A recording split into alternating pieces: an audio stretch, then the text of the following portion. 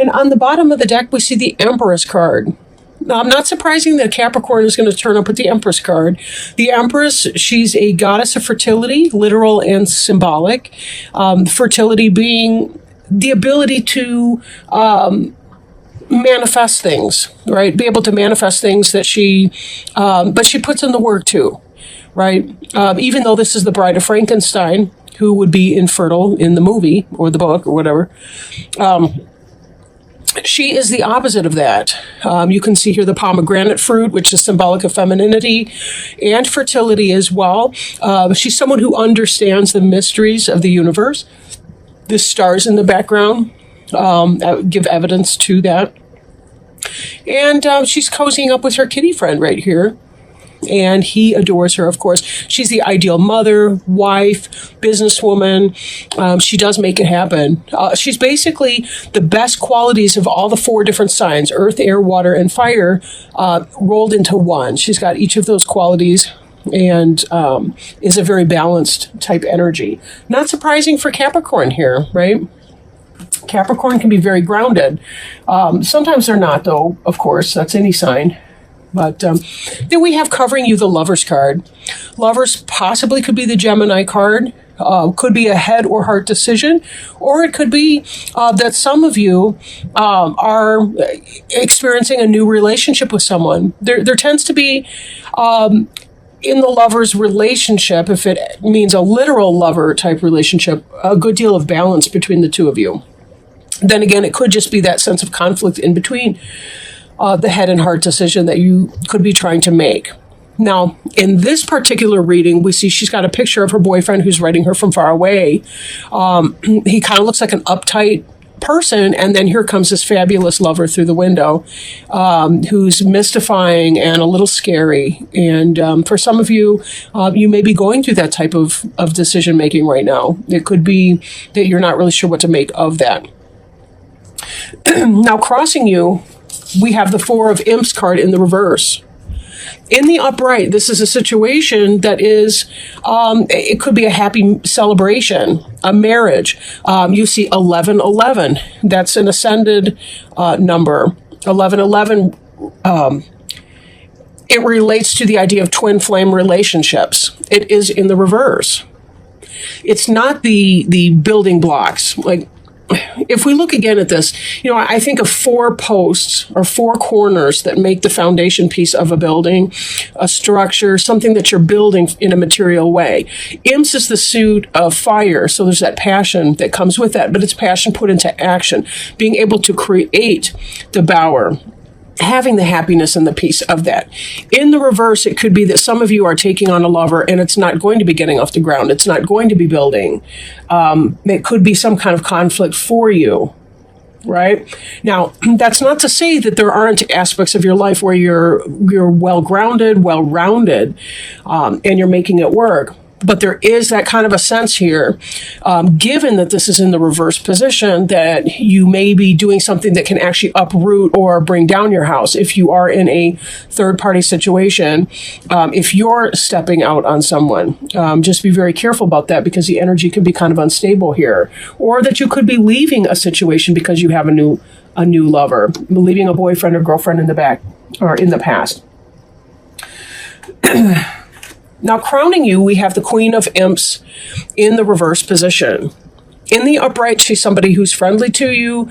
Doesn't have to necessarily be a female, but it's somebody who's in this mastery type energy, Aries, Leo, Sagittarius. They are in the reverse position. So it could be the case that this is somebody who's kind of a player energy. It could be maybe that there's no passion in a situation that you find yourself in. And maybe you're struggling with that. Maybe that's why this seems to be some kind of a downfall, like the leaving or disruption of a relationship, because somebody more passionate is springing through the window right here. You're ready to leave the stodgy, what was his name in Bram Stoker's Dracula, like Jonathan or something. But he's uptight with his little shirt collar. If you can enlarge this picture, these cards are great.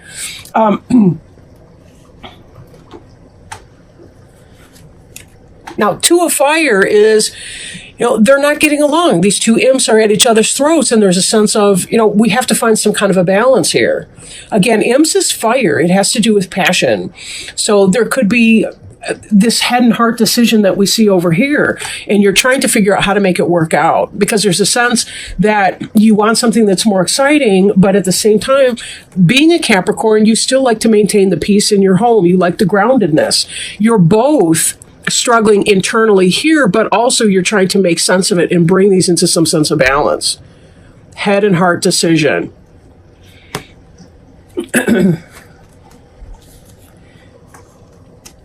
In the past, or it could be current energy that's moving into the past, we see you moving on from a situation that you've invested a lot of emotion in.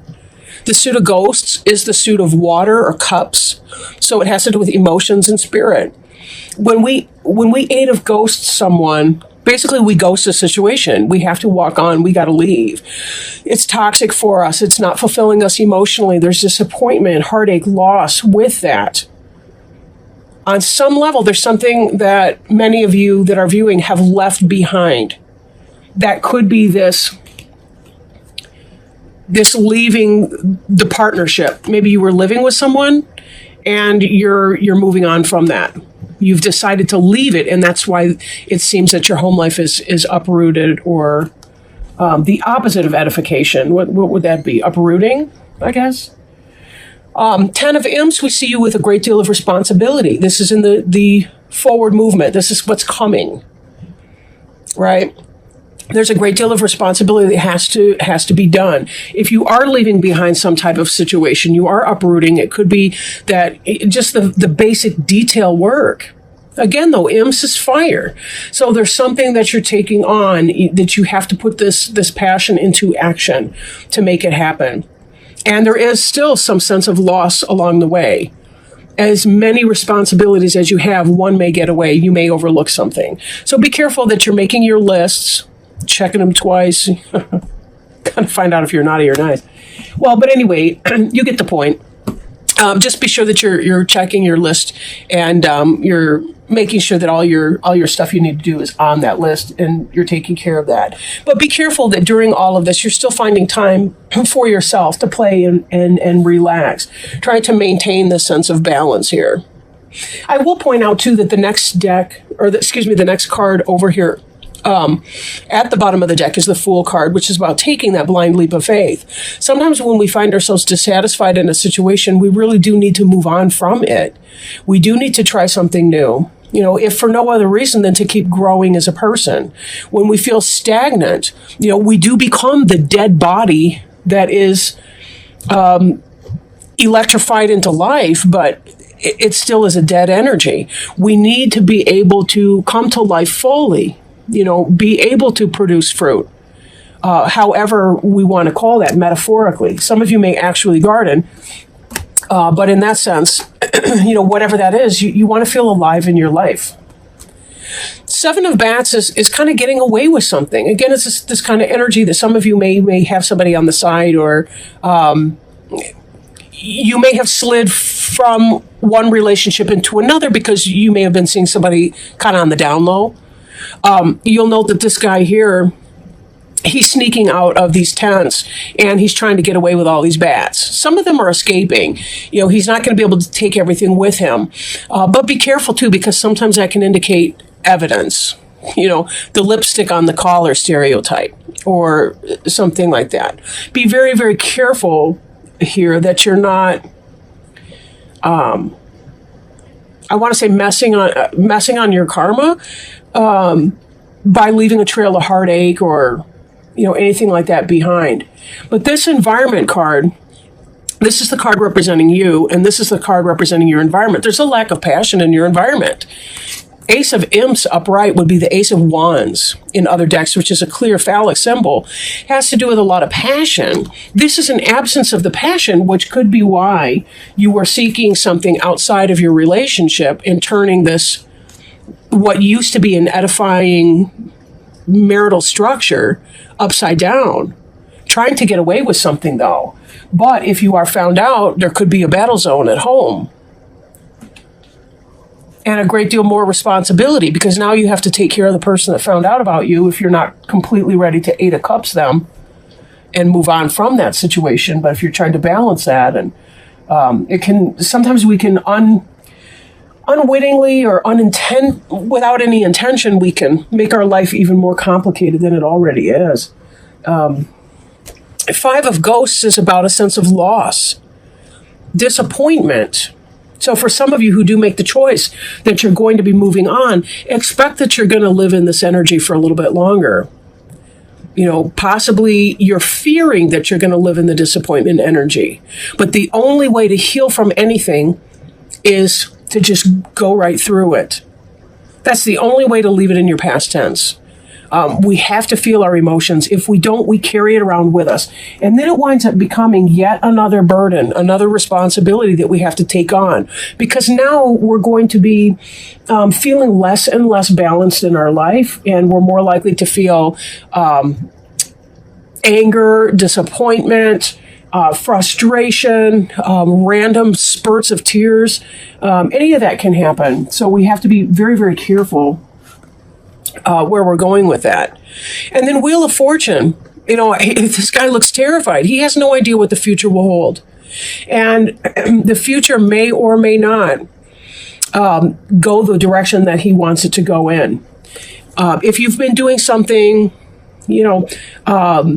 where you're cheating on somebody, or it could be that this lover partner is cheating on somebody to be with you, understand your personal hens may come home to roost with that. There is a karmic balance in that.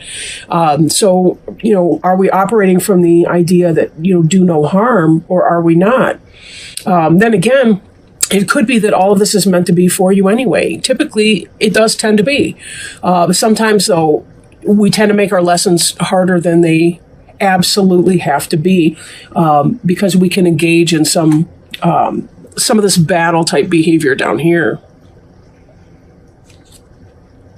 In a lot of decks, I kind of want to point out here, like in the classic Rider-Waite Tarot deck, it's a person who's facing away from the viewer of the card, and there are still two sticks, two wands in the middle. And it's kind of the idea of surveying the situation, surveying what's happening in order to be able to make a decision. That's, again, why I point this out as some kind of an internal struggle. There's a lack of passion in your life, whether it's for another person or whether it's for your current life situation. But this really does kind of read like a relationship reading for a lot of you. Not that it can't be a workplace or career path type situation, but it really does kind of seem like for many of you it's going to be some sort of a romantic relationship. Again, possibly with an Aries, Leo, or Sagittarius, or someone who you think is kind of a player, and you have mixed feelings about dealing with that player. You're trying to make the right decision here. It will tear up my home if I'm found out. Is it worth it to pursue something with this person who's kind of a wild card? And I'm not really sure what to make of that. Then again, we come back to this, the Fool card on the bottom of the deck, and ask the question too, so is the Fool foolishness, and the Cat's trying to warn this person that he's about to fall off the cliff here, or could it be taking that blind leap of faith that, sometimes I really just have to shake it up and I got to move on and, kind of let the chips fall where they may. It is what it is. It's going to be what it's going to be. Well, so let's pull another card. I'd like to pull an oracle card for you. And today I'm working with the Alice in Wonderland oracle cards. By the way, I really love these cards. I think they're fantastic. And I really enjoy Alice in Wonderland as well. They're by Lucy Cavendish. Some of you are interested in the cards that we work with in these readings. Oh, see, we had a jumper. This is awesome. Let me pull it up. And, okay. The card is choices. Choices. Feeling blocked, restrained, right? Again, this ties right back with the Two of Imps and with our Lovers card that we saw back over here, right? So we'll pull those up with her.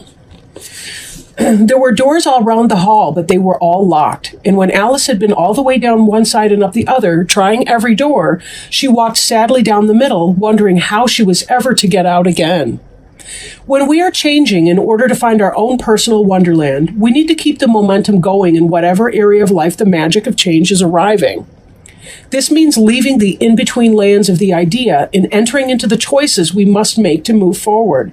It may seem to you, as it does to Alice, that each choice presents a potential problem, that there is not one clear choice or way to go. Each door is locked, too small, impossible to open or to even fit through. But Alice had not yet found the way. You too are on the road to finding the way to unlock the opportunities that are all about you. It may also be that various tests of courage will reveal the key to the door, which you will see when you enter Wonderland. Right now, you have choices. Each of them may seem to have one or more drawbacks or obstacles. You feel that if you do not know how to get through to the other side, perhaps you are not meant to go there at all. But look about you. There are solutions. There are ways through. You can create the next step, but you must be brave and willing to try something very new. And then you must be ready to deal with the uncertainty taking this step shall bring. If you peek through the keyhole, as Alice does, you will see the doorway leads to the loveliest garden you can imagine. You must find a way through, because the delights that lie on the other side are worth this test. The challenge is how to reach this place. You may need to grow smaller. You may need to grow larger. You may need to change yourself in ways that initially seem very strange to you. In divination, this card reflects choosing which way to go, a moment of decision, uncertain of what is best or what to do next, feeling like the door is closed, and wanting to reach the next stage of your life, but not seeing a single way through. There's a saying that goes, if God leads you to it, he'll lead you through it. And whatever your viewpoint is on God or divine or anything like that, just understand that nobody's ever brought to that place of a door if they're not also given the option of going through that or some ability to go through that. Everything that you've done in your past has led you to this point, and know that you're here because you are, in fact, able to cope with and deal with what that means when you're here at this point. Even if you don't feel ready, even if you feel like a small child inside and aren't sure exactly what to do with that, just know that you are being guided through all of those steps, that you do have your supports, whether they're your friends on earth, your family members, whether it's spiritual guides and supports. You have been brought to this point for a reason. And part of this is about your spiritual growth and development.